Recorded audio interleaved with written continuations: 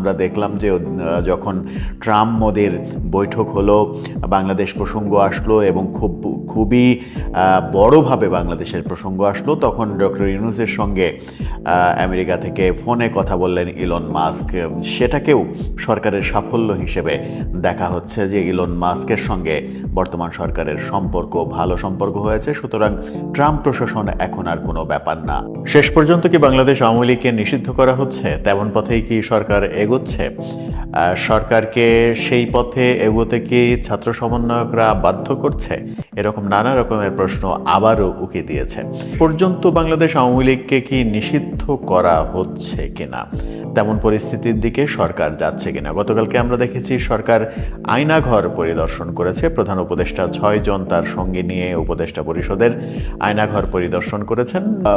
ভারত এবং আমেরিকার বৈঠকের কথা, ট্রাম্প মোদির বৈঠক হলো এবং সাংবাদিকদের সামনে বাংলাদেশ সম্পর্কে ট্রাম্পকে প্রশ্ন করা হলে তিনি বাংলাদেশের দায়িত্ব ভারতের প্রধানমন্ত্রী নরেন্দ্র মোদি পালন করবেন, তিনি দেখবেন এবং তার বন্ধু এভাবেই আখ্যা দিয়ে মোদির ওপরে ছেড়ে দিয়েছেন।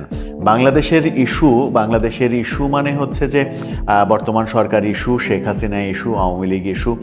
এই ইস্যু যখন ডোনাল্ড ট্রাম্প নরেন্দ্র মোদির ওপরে ছাড়লেন, তখন ভারতে শেখ হাসিনাকে আশ্রয় দেয়াটা আমেরিকার কাছে বোধহয় এক ধরনের বৈধতা পেয়ে গেল। শেখ হাসিনাকে আশ্রয় দেয়া নিয়ে নানা রকমের কথা হচ্ছিল। ভারত কোন অধিকারে, কোন আইনে শেখ হাসিনাকে আশ্রয় দিয়েছে, শেখ হাসিনার যেখানে পাসপোর্ট বাতিল করে দেয়া হয়েছে সেখানে শেখ হাসিনাকে আশ্রয় দেওয়ার কোনো কারণ নেই ভারতের, সেরকম আলোচনা সমালোচনা যখন চলছিল, ঠিক তখন ডোনাল্ড ট্রাম্প মোদির ওপরেই বলটা ছেড়ে দিলেন, মোদির কোর্টে বলটা দিয়ে দিলেন। এখন মোদি যেভাবে খেলবেন সেভাবেই হবে। যখন মোদির কোর্টে বল চলে গেল, তখন ডক্টর ইউনূসের জন্য সেটা কি বড় ধরনের বিপদ ডেকে আনবে, নাকি আবার আরেকটা ব্যাখ্যা যেটা আসছে সেটা হচ্ছে যে ডোনাল্ড ট্রাম্প কৌশলে ব্যাপারটা এড়িয়ে যাওয়ার জন্য নরেন্দ্র মোদির কাছে ছেড়ে দিয়েছেন, যেন এখানে আমেরিকার কিছু করা না লাগে। ব্যাপারটা দুইভাবেই ব্যাখ্যা হচ্ছে। আবার একই ভিডিও, যে ভিডিওতে সাংবাদিক প্রশ্ন করছেন ডোনাল্ড ট্রাম্পকে বাংলাদেশ বিষয়ে যুক্তরাষ্ট্র কি করবে, যুক্তরাষ্ট্রের ভাবনা কি, সেখানেই ডোনাল্ড ট্রাম্প যখন বললেন যে আমার বন্ধু বাংলাদেশের ব্যাপারটা আমার বন্ধু নরেন্দ্র মোদি দেখবেন, সেই একই ভিডিওটাকে দুই পক্ষ, আওয়ামী লীগের সমর্থক এবং আওয়ামী লীগ এবং সরকারের সমর্থক এবং অন্যান্য দল আওয়ামী এন্ট্রি যারা, তারা দুই পক্ষ দুইভাবে প্রচার করছে। যারা সরকার পক্ষ কিংবা আওয়ামী এন্ট্রি পক্ষ, তারা এটাকে এক ধরনের নরেন্দ্র মোদিকে নিয়ে ট্রল হিসেবে ব্যাখ্যা করার চেষ্টা করছেন সামাজিক যোগাযোগ মাধ্যমে।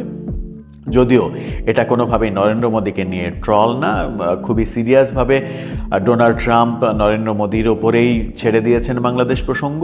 শেষ পর্যন্ত নরেন্দ্র মোদি বাংলাদেশ প্রসঙ্গে কি করেন এবং আমেরিকার সঙ্গে যেটা প্রকাশ্যে তো আর বেশি কথা হয় না, যেমন প্রকাশ্যে যদি আমেরিকাকে জিজ্ঞাসা করা হয় বাংলাদেশের ব্যাপারে হস্তক্ষেপ করবেন কিনা, আমেরিকা তো নিশ্চয়ই বলবে না যে হস্তক্ষেপ করব, কারণ হস্তক্ষেপ করার রাইটস কোনো দেশের নেই আরেক দেশের ওপরে। আর তারা কৌশলে খেলবে, খেলাটা কৌশলেই হয়, আন্তর্জাতিক খেলাটা কৌশলে হয়।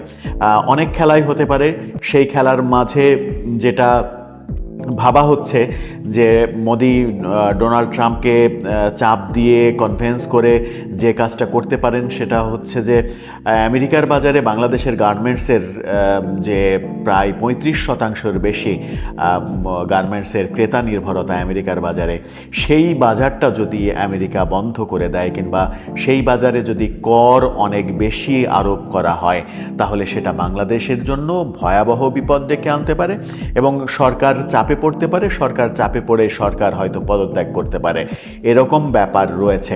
আরেকটা ব্যাপার যেটা প্রকাশ্যেই মোদি এবং ট্রাম্প আলোচনা করেছেন, ডোনাল্ড ট্রাম্প একেবারে স্পষ্টভাবে বলেছেন যে দুই দেশের বর্ডারে জঙ্গিবাদ নির্মূল করা হবে এবং স্পেশালি যে কথাটা বলেছেন সেটা হচ্ছে যে ইসলামী জঙ্গিবাদ বলতে তিনি পাকিস্তানকে যেমন বুঝিয়েছেন, বাংলাদেশকেও বুঝিয়েছেন। কারণ গত কিছুদিন হলে, গত 5-6 মাস ধরে বাংলাদেশে যে ঘটনাগুলো ঘটছে, সংখ্যালঘু নির্যাতনের ঘটনা আমরা দেখেছি, মাজার ভাঙার সংস্কৃতি দেখেছি, সাংস্কৃতিক কর্মীদের ওপরে নানা রকমের গজব নাজিল হতে দেখেছি, সাংস্কৃতিক কর্মীরা নানা কাজে যে বাধা পেয়েছেন, সাংস্কৃতিক কর্মীদের ওপরে আক্রমণ করা হয়েছে, শিল্পকলায় আক্রমণ করা হয়েছে। এরকম যে ঘটনাগুলো ঘটছে সেই ঘটনা ইসলামী জঙ্গিবাদকে লালন করে, এরকম আখ্যা কিন্তু আন্তর্জাতিক পরিমণ্ডলে বাংলাদেশ পেয়ে যাওয়ার সম্ভাবনা রয়েছে।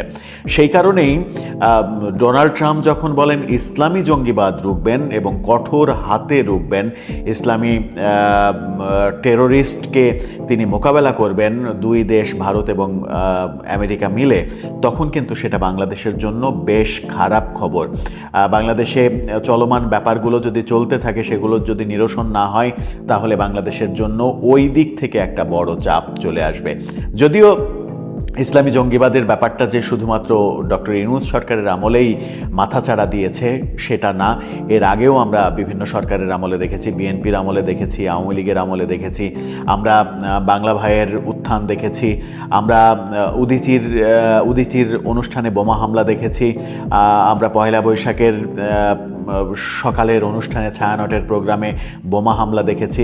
এরকম আমরা 21শে আগস্টের আওয়ামী লীগের ওপরে গ্রেনেড হামলা দেখেছি, অনেক ঘটনায় দেখেছি যেটার সঙ্গে ইসলামী জঙ্গিরা জড়িত বলে বিভিন্ন তদন্তে বিভিন্নভাবে উঠে এসেছে। এ কারণেই বাংলাদেশে কোনোভাবেই এর আগের সরকারগুলো এই ব্যাপারে খুবই সচেতন থাকার চেষ্টা করেছে। যদিও বিএনপির ওপরে এরকম অভিযোগ আসে যে বিএনপি অনেককে মদত দিয়েছে, কিন্তু আওয়ামী লীগও কম মদত দেয়নি। আওয়ামী লীগ শুধুমাত্র ভোটের রাজনীতি করতে গিয়ে হেফাজতের সঙ্গে হাত মিলিয়েছে, হেফাজতকে রেলের জমি দিয়েছে, প্রায় 41 একর রেলের জমি দিয়েছে বলে ফলাও করে বিভিন্ন সংবাদ মাধ্যমে এবং বিভিন্ন সামাজিক যোগাযোগ মাধ্যমে প্রচার হতে দেখেছি। সত্য মিথ্যা সেগুলো সরকার কখনো প্রকাশ করেনি। এরকম নানা রকমের ব্যাপার আমরা কিন্তু দেখেছি। আমরা শেখ হাসিনার আমলেই বাউলের গান বাড়ি ভাঙতে দেখেছি, সাধুসঙ্গ ভেঙে দিতে দেখেছি, কিন্তু শেখ হাসিনা সরকার নির্বাক থেকেছে, কোনো পদক্ষেপ নেয়নি। বাউলের চুল কেটে দেয়া হয়েছে, বাউলের গান বাড়ি পোড়ানো হয়েছে। এই ঘটনাগুলো কিন্তু আগেও আমরা দেখেছি। ইউনূস সরকারের আমলে সেটা আরও বেশি মাথাচাড়া দিয়েছে। আমরা বইমেলাতে আক্রমণ দেখলাম। এই কারণেই যেটা হতে পারে, সরকারকে চাপে ফেলার একটা কৌশল আমেরিকা নিতে পারে যে জঙ্গিবাদকে পৃষ্ঠপোষকতা দেয়া যাবে না। বাংলাদেশের সারা দেশে যেভাবে মব কালচার তৈরি হচ্ছে, সেটাও জঙ্গিবাদের একটা পার্ট বলে অনেকে মনে করেন। সেই ব্যাপারগুলো যখন আলোচনা হচ্ছে, তখন এটাও আলোচনা হচ্ছে। বিশেষ করে সরকার পক্ষ বলার চেষ্টা করছেন যে ইলন মাস্ক ডক্টর ইউনূসের সঙ্গে কথা বলেছেন, নবদিগন্ত উন্মোচিত হচ্ছে আমেরিকার সঙ্গে বাংলাদেশের সম্পর্কের। কিন্তু ইলন মাস্ক ডক্টর ইউনূসকে কেন ফোন দিলেন? রাষ্ট্রীয় কোনো কাজে, আমেরিকার রাষ্ট্রীয় কোনো বার্তা দিয়েছেন, কিংবা বাংলাদেশের রাষ্ট্রীয় কোনো বার্তা নিয়ে কথা বলেছেন? যতটুকু খবর শোনা যাচ্ছে, ইলন মাস্ক ব্যবসায়িক কারণে, তার নিজের ব্যবসায়িক কারণে ডক্টর ইউনূসকে ফোন দিয়েছেন, যেমন তিনি বিশ্বের বিভিন্ন দেশের সরকার প্রধানকে ফোন দিয়েছেন। ইলন মাস্কের কোম্পানি স্টারলিংক, সেই কোম্পানি নতুন স্যাটেলাইট ইন্টারনেট এনেছে বিশ্বের বিভিন্ন দেশে, সেটা প্রতিষ্ঠিত হয়েছে। পার্শ্ববর্তী দেশ ভুটানেও সেটা চালু হয়ে গেছে স্যাটেলাইট ইন্টারনেট। সেই স্যাটেলাইট ইন্টারনেট স্টারলিংয়ের বাংলাদেশে অনুমোদন নিয়ে ডক্টর ইউনূসের সঙ্গে কথা বলেছেন বলে বিভিন্ন ঘনিষ্ঠ সূত্র সেরকম খবরই দিচ্ছে। অর্থাৎ ইলন মাস্কের সঙ্গে ডক্টর ইউনূসের কোনো রাষ্ট্রীয় প্রোটোকলের কথা হয়নি। এক দেশ আর এক দেশের সঙ্গে কথা হচ্ছে, সেরকম কোনো কথা হয়নি। ইলন মাস্ক একজন ব্যবসায়ী, তার ব্যবসার জন্য বা তার কোম্পানিকে নিয়ে, কোম্পানির একটা অনুমোদনের জন্য, বাংলাদেশে ব্যবসা চালানোর জন্য ডক্টর ইউনূসের সঙ্গে কথা বলেছেন বলে শোনা যাচ্ছে। সেটা যদি হয়, তাহলে ইলন মাস্কের ডক্টর ইউনূসের সঙ্গে ফোনালাপ কোনো তাৎপর্য বহন করে না রাষ্ট্রীয় ক্ষেত্রে। সেই কারণেই অনেকে বলছেন যে ইলন মাস্কের সঙ্গে ফোনালাপের ব্যাপারটা ফলাও করে সরকার যখন প্রচার করছে তখন এটা শাক দিয়ে মাছ ঢাকার মতো অবস্থা করছে। কিন্তু ওদিকে ডোনাল্ড ট্রাম্প এবং নরেন্দ্র মোদী যে খেলা শুরু করলেন কিংবা করছেন বলে আভাস পাওয়া যাচ্ছে, যেরকম এগ্রেসিভ বাক্য তারা প্রয়োগ করেছেন দুই প্রেসিডেন্ট, এবং যেভাবে বারবার ডোনাল্ড ট্রাম্প নরেন্দ্র মোদীকে মাই ফ্রেন্ড এবং পৃথিবীর সব থেকে বড় গণতান্ত্রিক দেশের রাষ্ট্রপ্রধান এবং 12 বছর শাসনে ম্যাজিক দেখিয়েছেন, ভারতকে চেঞ্জ করে ফেলেছেন, এরকম নানাভাবে প্রশংসা করেছেন নরেন্দ্র মোদী, তখন খুব সহজেই বোঝা যায় যে নরেন্দ্র মোদী একটা ফ্যাক্ট আমেরিকার কাছে।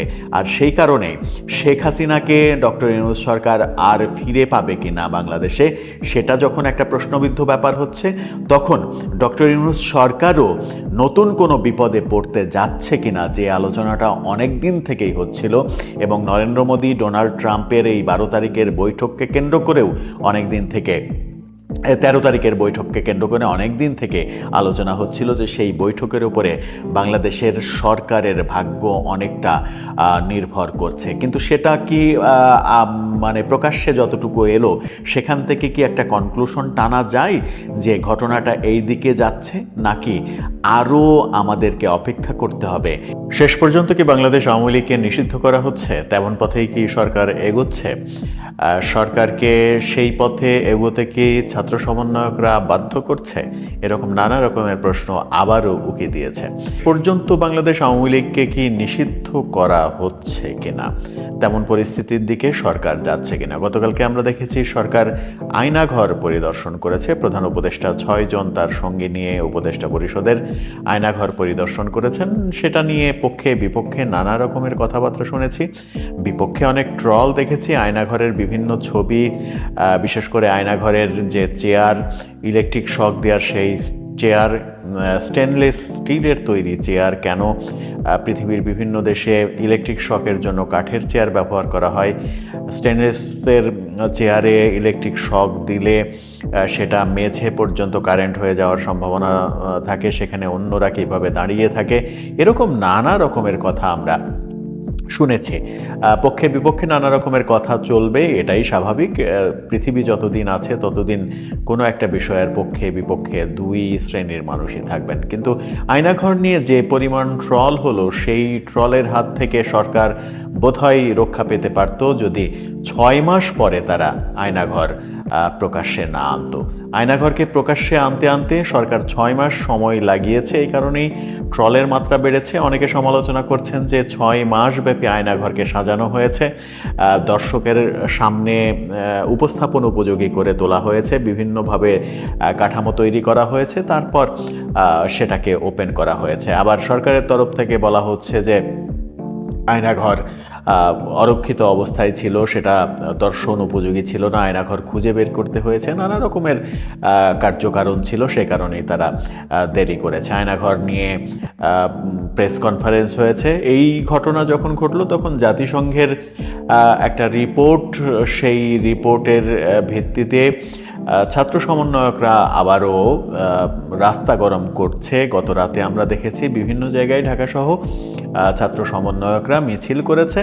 আওয়ামী লীগকে নিষিদ্ধ করতে হবে। যতক্ষণ পর্যন্ত আওয়ামী লীগকে নিষিদ্ধ না করা হচ্ছে ততক্ষণ পর্যন্ত তারা ঘরে ফিরবে না, এরকম সুর আমরা দেখেছি। কিন্তু সরকার কোন পথে হাঁটছে? সরকার কি আওয়ামী লীগকে সত্যি সত্যিই নিষিদ্ধ করবে, কিংবা নিষিদ্ধ করার মতো অবস্থানে সরকার কি রয়েছে? আওয়ামী লীগকে নিষিদ্ধ করে সরকার নিজের যে খুঁটি, সেই খুঁটিটাকে কি মজবুত রাখতে পারবে? এরকম নানা প্রশ্ন কিন্তু উঠছে। আওয়ামী লীগ নিষিদ্ধের পক্ষে যখন ছাত্ররা, তখন আওয়ামী লীগ নিষিদ্ধের বিপক্ষে অবস্থান করছে বিএনপি।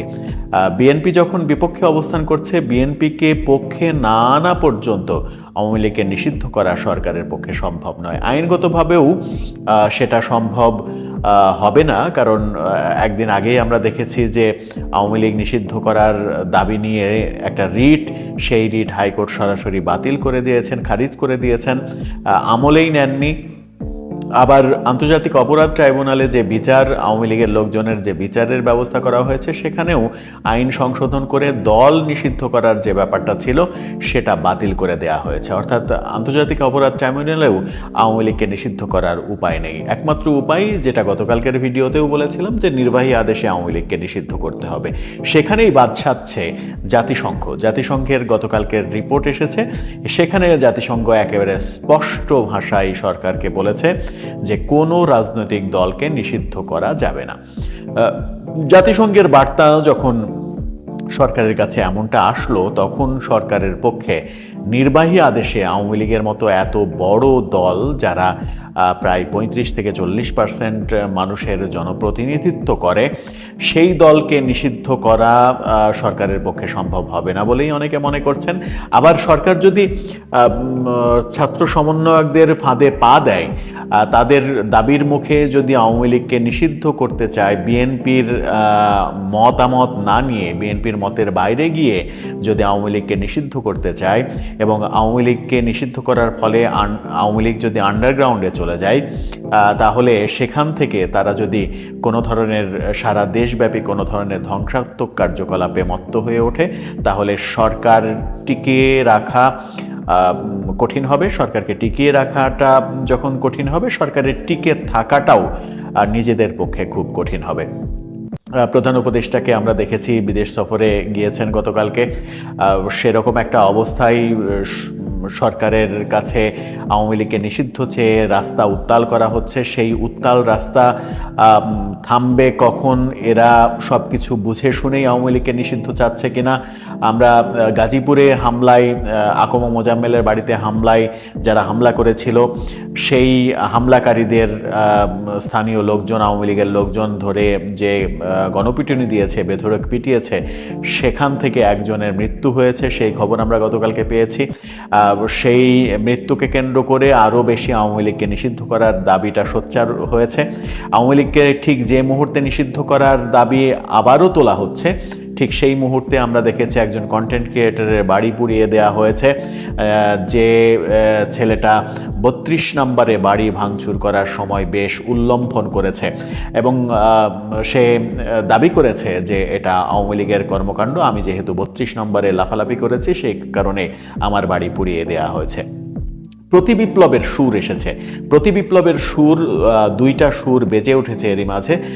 গাজীপুরের ঘটনা আমরা দেখেছি, এরপরে ওই কন্টেন্ট ক্রিয়েটর কাফির বাড়ি পোড়ানোর ঘটনা দেখেছি।